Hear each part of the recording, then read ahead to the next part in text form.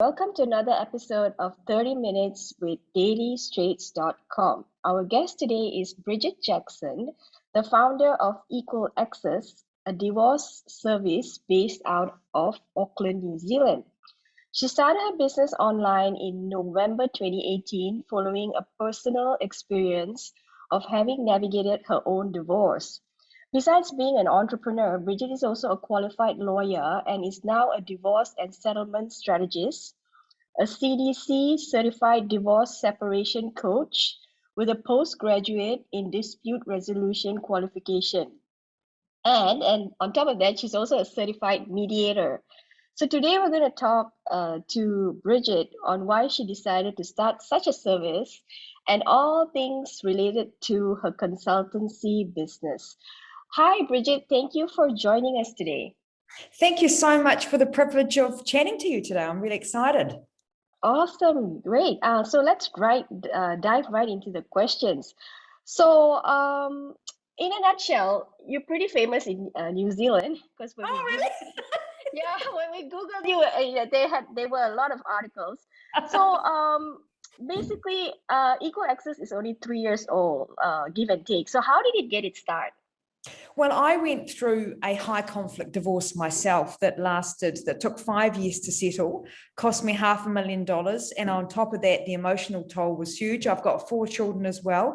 And I thought there's got to be a better way of doing this and a more positive way. And I thought with my background, being a qualified lawyer, being an entrepreneur and having a dispute resolution qualification, and being passionate about this area, I thought I'm going to start a business and I'm going to call it Equal Exes because I believe there needs to be fairness and there needs to be fairness for partners as they go through the process. So $500,000, was that the lawyer's fees? That would have been the lawyer's fees and the forensic accountant. Yes, absolutely, which is a huge amount of money, which I should have, could just poured it down the toilet, basically. It's just not necessary. It's not appropriate to be spending that amount of money on a divorce. On one divorce, it really isn't. Awesome. So could I just take you back a bit? So you were already a lawyer before your divorce? Yes. Yes, I've always been an entrepreneur. My ex-husband and I had a big business in Australia, actually, called Castle Hampers. We competed against Crisco and had a couple of hundred staff. So we had a big business in our 20s and sold that. And my background is I was the CEO of New Zealand Gynae Cancer Foundation as my mother died of ovarian cancer. I then became the head of relationships at OI, Organic Initiative, which is 100% organic sanitary product. And then I decided to then set up Equal Exes. Alrighty. Okay, so you started Equal Exes right after your divorce, or did you take time to process the whole thing? What made you want to do it? I know. Well, it actually, I set it up about the same time that my case was settled. So they sort of were in tandem, really. I settled. So I divorced on the 31st of August 2014. And my divorce was settled on the 3rd of October 2019. So actually, I had set up the business before I had actually settled. There was a bit of time lapse there. So was it the rage that drove you to start the business? The emotional toll, that it takes on everybody is really insurmountable and overwhelming. And I just... It's such a painful thing to go through. It's the top of the stress continuum. It affects your whole life, your whole being, emotionally, physically, financially. It affects you, it affects your children, it affects your wider family and your community of friends. It's very wide reaching, and when you go through a high conflict divorce, the negative impacts are huge. I'd be ringing my father up at 1 a.m. in the morning, who lives in Melbourne, and saying to him, I just can't do this anymore, Dad. It's absolutely killing me. The money that I'm paying out for lawyers to write letters with no strategy and no plan. There must be a better way and a more amicable way to do this, rather than, predominantly getting lawyers involved. And once the letters start being written, it's all just downhill from there. Okay, so could I just take you back on the time of November 2018? So you started the business, it's already done and dusted. How did you get your first client? Do you remember? I remember my first client, and someone had referred them to me, and I was thinking, help, I've done all this training through the US as a divorce coach, and I'm like, gosh, I'm really passionate about this, and I really want to help other people. So I've got to really do a good job because someone's paying me. And since then, it's just taken off. I think you've got to be a certain personality type in terms of working with people who are highly emotive. So, I've got a lot of empathy. I've walked in people's shoes. I'm real. I'm authentic. What you see is what you get. And a lot of people are really wanting someone who has been there, clutching at the side of the mountain about to fall off, because it's just such a huge life-changing event in people's lives. At least 50% of the population here in New Zealand get divorced and separated. That's married in de facto. Less people are getting married, but more are in de facto relationships. Yes, coming to my next question. So what is the demographic of clientele do you get? More women compared to men, and what kind of age group are there? I would see 65 to 70% women and about 30% men. Anywhere from sort of 38 to 60 is when I generally see people at that age. Yeah. Awesome. What kind of services do you provide? So they come as a couple, or they come one by one, or how do they do it? Well, if they've got a high conflict scenario, I work with the individual. If they're amicable, I end up 9 times out of 10 working with both of the ex-partners together, which is fantastic. One would come and see me, and they're like, gosh, it's fantastic what you do. I'm going to talk to my ex-partner about, let's work through this together. Obviously, lawyers do have to be involved in terms of giving some education, and so they're informed about their legal rights. But then as a trained mediator, I can work through an informal mediation with them in terms of their relationship property and their custody, saving them a lot of time, a lot of stress, and a lot of money. It's cost effective. So my role as a divorce coach is that I hold people's hand. I'm their thinking partner. I'm their sounding board as they go through the process, helping people make the best decisions that they can make, avoiding the mistakes and the pitfalls that I make. So they're able to come out of the divorce and separation process, and they're in one piece, and they're able to move forward positively with their new beginnings. Okay, so alrighty. So what are the main reasons people get divorced when your business, especially in your business? Is it because I read somewhere it says that it's cheating? This is the first. Was it cheating? Yes, there is cheating. One of the biggest main reasons for people getting divorced is communication issues. People give up communicating. That how can you have a relationship if you're not communicating? How can you improve a relationship if you're not communicating? There's a lot of instances where couples aren't communicating, and I'm having to be the intermediary and actually be the one that communicates. But the wonderful thing is that moving through this process, things become easier. There's not the tension, there's not the conflict, and people end up communicating together, because I do a lot of coaching as well in terms of how to communicate with your toxic ex, how to be parent best, how to co-parent, in a really amicable way, parenting plans, new beginnings. Should I stay? Should I go? If people are on the fence, helping people get organized for divorce. Falling out of love. People fall out of love. There's no intimacy in the relationship. They're not in a partnership anymore. They're not ready for marriage. They're rushed into it.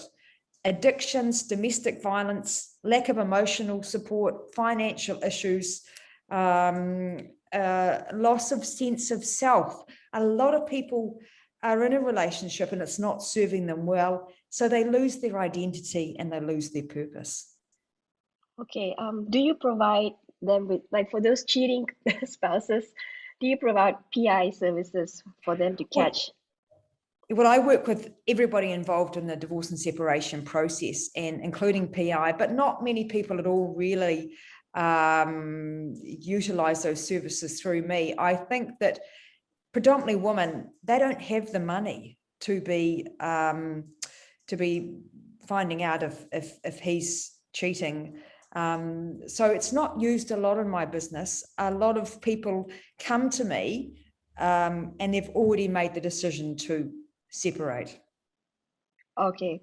So there's no has there been any happy endings, like they've come to you for a divorce, but then you speak to them both and then they end up going back as a married Yes, couple? absolutely. Absolutely. And that, that makes my heart sing, because I'm not pro-divorce.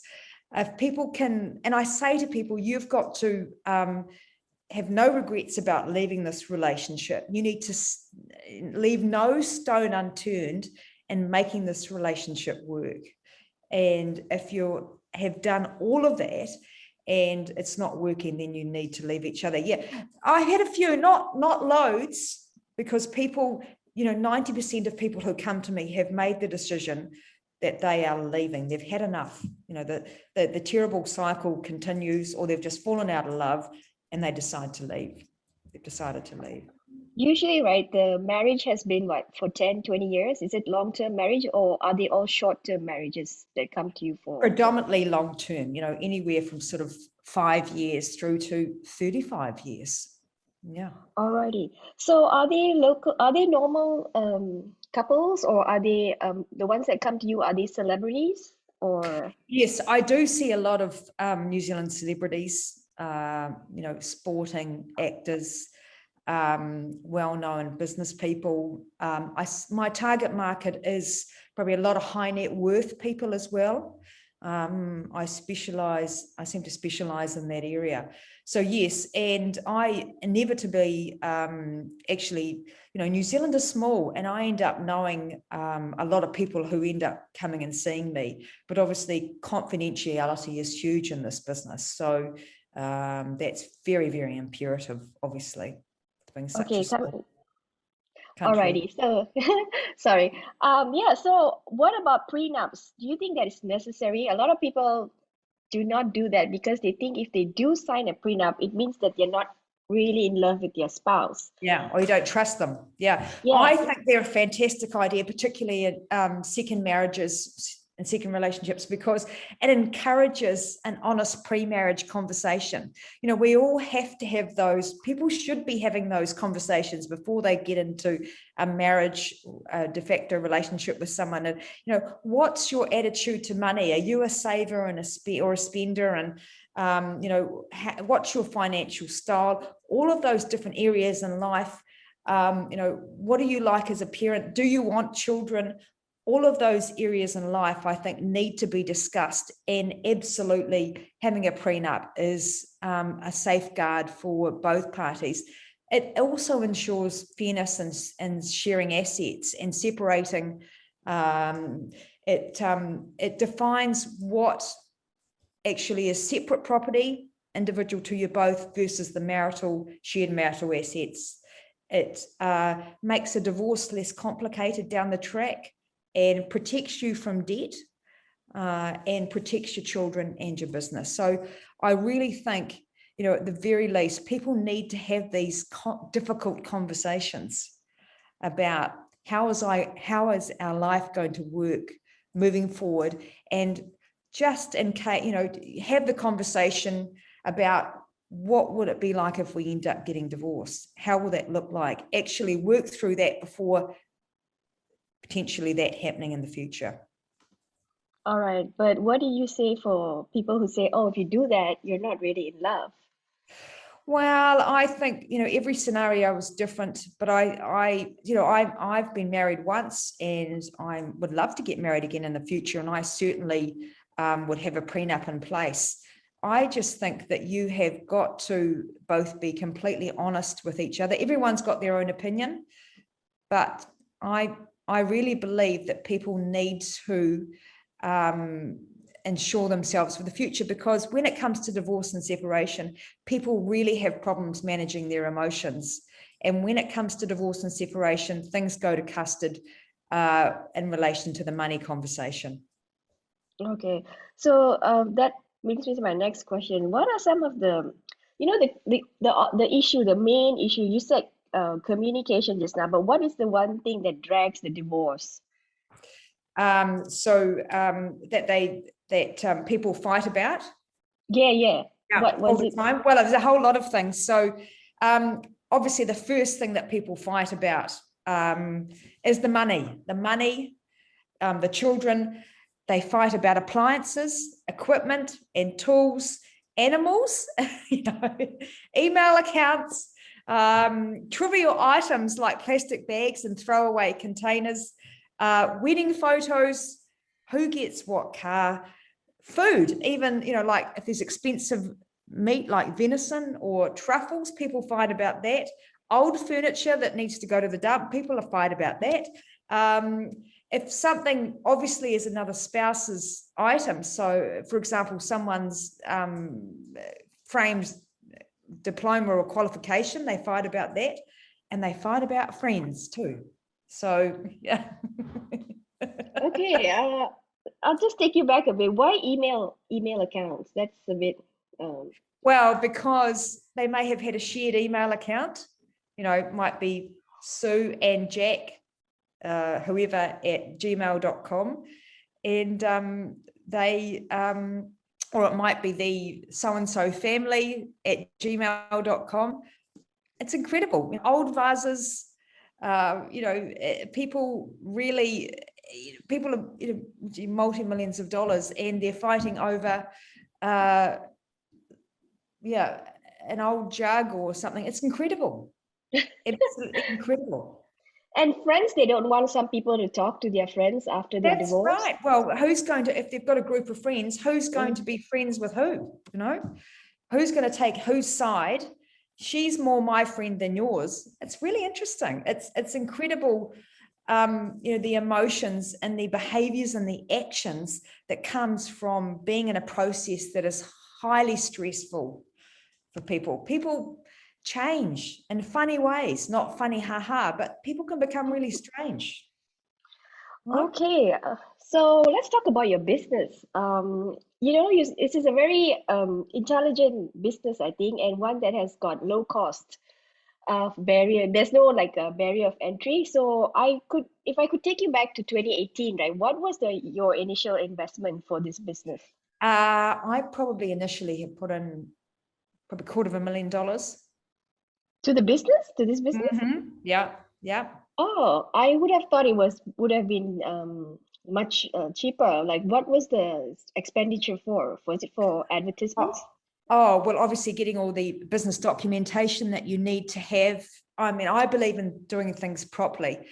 Bringing on board a PR consultant, employed a PA, because I've got 4 children on my own, so 100% on my own. So I really needed someone who could give me that support. Oh, just a whole lot of things. Obviously having office space, developing workbooks, developing the programs, all of that, digital marketing. There is a lot of expenses that are involved in setting up a business. Yeah, it's quite incredible to think that is a lot of money, but you're having to get legal advice, trademarking, all of those sort of things add up. And I think you're better to put the money in, invest the money, and do it properly, or don't do it at all. Alrighty, that's great advice. So how does your business monetize? Because when I looked at your website, it has a 15-minute free consultation. Yes. And then followed by, how does that work? Like they walk in, or is it a Zoom call now because of COVID? I mean, no, we're pretty free of COVID now, but I work with everyone on people across New Zealand, so on a national basis. If they don't live in Auckland, we Zoom. I get predominantly most of my referrals. I get referrals from word of mouth. If I do a great job for someone, referrals just keep coming, which is fantastic. So we initially do a 60-minute. We do the 15-minute consultation on the phone. Then we do a 60-minute discovery session where we talk about their scenario in depth, and then we make a plan for them moving forward. And then we actually have another session and we talk about what are the outcomes that you need from this separation and divorce process over a number of quadrants. And then we work through the coaching that they need, help them get organised for divorce, send them to lawyers or other professionals who are in the divorce and separation process that they need to be sent to. And then if they're amicable, we do an informal mediation. So I work on packages. So at the moment, they're $1,200 a month, $3,000 for 3 months, $5,000 for 6 months. And we're looking at changing our packages, and we're just scaling up our business model so we can expand. And that's what we're going to be doing in the next few months is expanding the business. So how many clients do you get in a month or the loads of clients. In terms of how many new clients you get or how many people do I coach a week? How many new clients basically? I think I would get in a month at least 20, 25 new clients a month at least. That's quite a large number of people like walking in and are already set in stone about divorce. Yeah, well, I mean, there are people so inquiries, there'd be people who are referred to me. Let's say it's, 15, 20 a month. Not everyone is going to sign up with you in the first instance. People are like rubber bands. They might come back to you in 6 months or a year's time. So there's a good conversion rate there.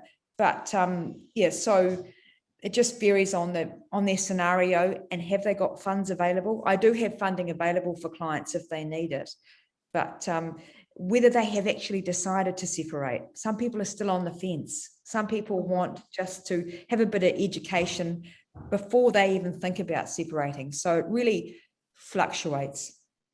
So do they sign an NDA, like a confidential agreement with you at the get-go? They've got a coaching agreement. Online coaching agreement that includes the confidentiality, etc. And obviously I have a code of ethics as a divorce coach where it is all completely confidential. Otherwise I wouldn't have a business, Yeah. Are you is your business does your business have a competitor in New Zealand, or are you the one and only one? There's one competitor here in New Zealand, but we're quite different styles and approaches. I'm more transactional, I'm wanting people to get the positive, sustainable outcomes of their relationship property and their custody issues, and the rest in terms of the, their well-being. I focus on legal, financial, parenting, and well-being. So focusing on it as a whole. But I'm expanding the business and bringing other people on board across New Zealand. That's going to be my focus in the next 6 months, is bringing other people on board who are aligned with the brand, who are authentic and real, and who are passionate about it, who have been divorced, so have walked in people's shoes and can help them through the process positively and effectively, whilst also being cost effective to them. Okay, so coming to that, right? You initially started as a one-woman show. Yes, that's right. So yeah, watch the space in the next few months. There's going to be a lot going on with bringing other people on board. So you started hiring new hires, or is it? Yes, I'm just I've got someone on who's going to be coming on board in the next few weeks, actually, as part of the business. I've got a business coach myself, and meet with him regularly, and we are in the throes of, because I'm at that point where I either stay as a one person band or I expand the business. And I'm really excited about expanding the business with being an entrepreneur and having the opportunity to do that here in New Zealand and further afield. Great.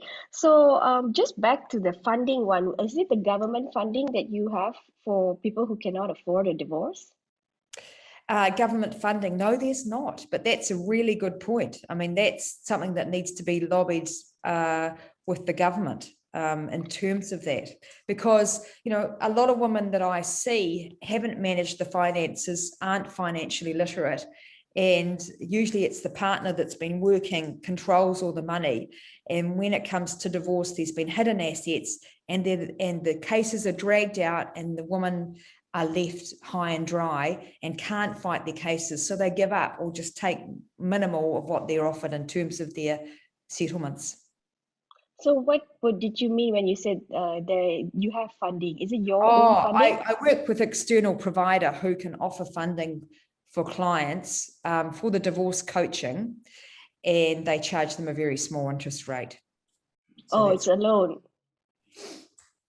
Okay, great. I work with litigation. I work with litigation funders as well, but they're dealing with the millions and millions of dollars of cases, and they take, rather large chunks of someone's settlement, percentage of someone's potential settlement. So that's a different ball game. Okay, so you're basically a one-stop center for anyone who wants to get divorced. Am I right? Yeah, absolutely. I pretty much project manage people's cases, helping them get all the positive outcomes that they need, avoid all the mistakes that can be made.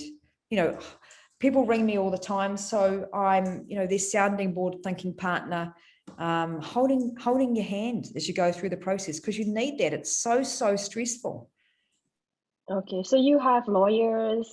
Yes, I work with everyone. Yeah, wellness coaches, forensic accountants, child psychologists, mortgage brokers, divorce accountants. You name it. I work with them who work in the divorce and separation process. So I'm developing a expert advisors program at the moment. Alrighty. So like okay, just yep. Like a hub, yeah, like a hub. So the last question I wanted to ask you, what is your company annual turnover? If you don't want to answer that, it's fine. I can tell you that from year 1 to year 2, I've had a 218% increase in profits. Wow. Yeah, right. And that just keeps, year on year, the business is growing exponentially, which is really exciting, and it makes me feel really blessed and honored to be working in this space, helping people. Alrighty, and that is all the time that we have for today. We've just been speaking to the CEO of Equal Exes, Bridgette Jackson. Thank you, Bridgette, for joining us today. Thank you very much for the wonderful opportunity, and love to chat to you again sometime. Thank you. Awesome, and the pleasure is all ours. Be sure to join us next week when we interview another awesome entrepreneur from across the Tasman. Thank you.